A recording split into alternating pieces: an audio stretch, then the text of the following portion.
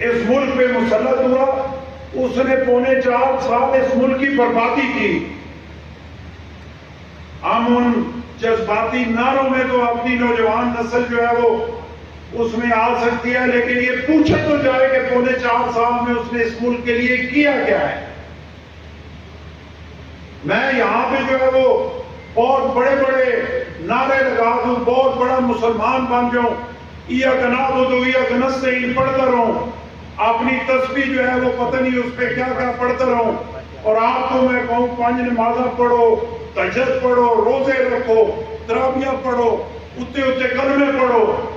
تے خود جے میں نماشن گھلن تے بوتل کھو کے موہ کے رکھ لیوا تو پھر آقا کی لیڈر۔ اگر وہ پاکستانی قوم کو کوئی نعرہ، کوئی سبز بات دکھاتا ہے تو یہ دیکھا تو جائے کہ اس کے اپنے پلے کیا ہے۔